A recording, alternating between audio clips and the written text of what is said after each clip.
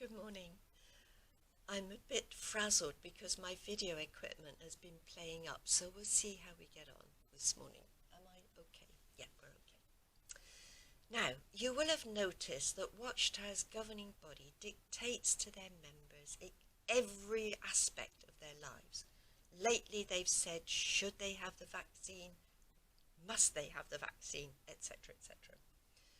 But what I would like us to do is to stand on our own feet and make our own decisions based on our knowledge of the scriptures and our own conscience, and then respect our friends' views and decisions.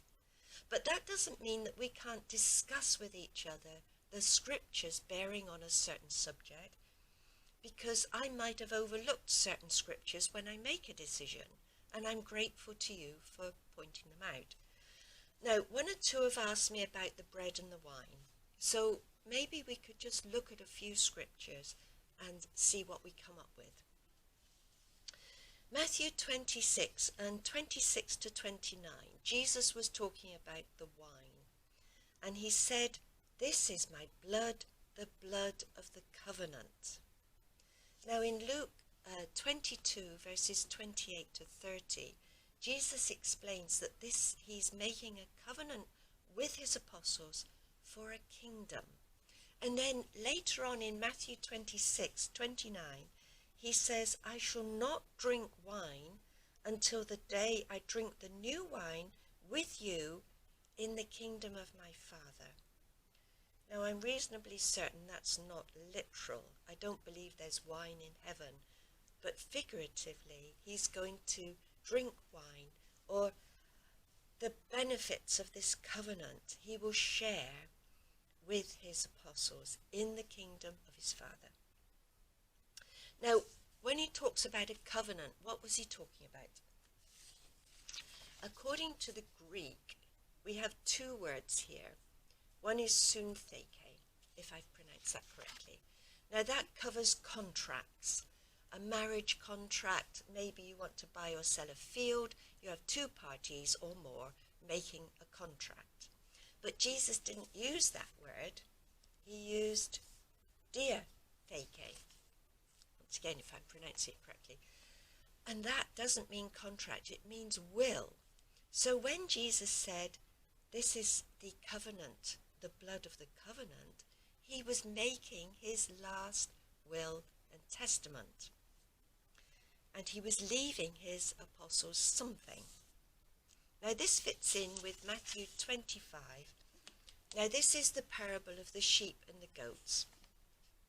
The sheep are on the right hand of the king, and he says, "Come, you whom my Father has blessed, take for your heritage the kingdom prepared for you." Now the Apostle Paul discusses this in Hebrews chapter 9. But before we look at it, a little illustration. If your great aunt Gertrude leaves you 20,000 euros, she dictates the terms of the will. Now, she has to die in order for you to benefit from that will. You don't get the 20,000 until after her demise. Now, the problem is if you die before your great-aunt Gertrude, you can't benefit from her will. It has to go to somebody else. So as the Apostle Paul says in Hebrews chapter 9, now I'll repeat what I've said about Paul's writings. You need to read them quickly. Read the whole chapter relatively quickly so that you don't lose the thread of his argument. Then when you know what he's getting at, you can go back and look at the details. But today, I'm just going to look at verses 15 to 17. Jesus, he said, brings a new covenant, or a new will, as the mediator, only so that the people who were called to an eternal inheritance may actually receive what was promised. So this will that Jesus makes, he can leave it to whoever he wants. Now, in verse 17, Paul goes on, "Now, wherever a will is in question, the death of the testator must be established."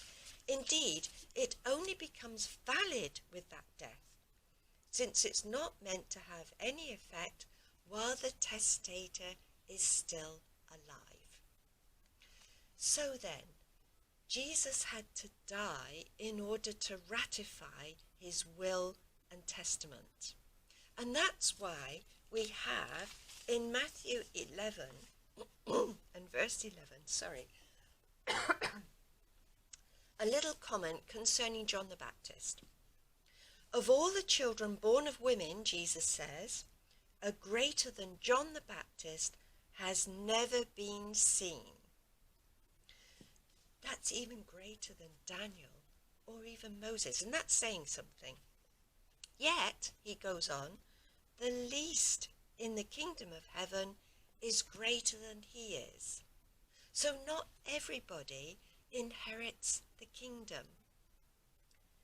Now, from my point of view, I feel that I'm in the same situation as John the Baptist and Abraham and all those ones who died before Jesus ratified his covenant. And I don't think that I myself am going to inherit the kingdom. But I am looking forward to living under that kingdom, because the ones who inherit the kingdom inherit the right to rule over the earth. They inherit the earth. They're going to judge us. They're going to give us benevolent rule and look after us. And then we, in our turn, will look after this planet and do what Adam should have done, and that's make this paradise earthwide, which we can do with God's help and with Jesus ruling as King of the kingdom. So, as the Apostle Paul said, these things are not easy to understand, but I'll write the scriptures out below.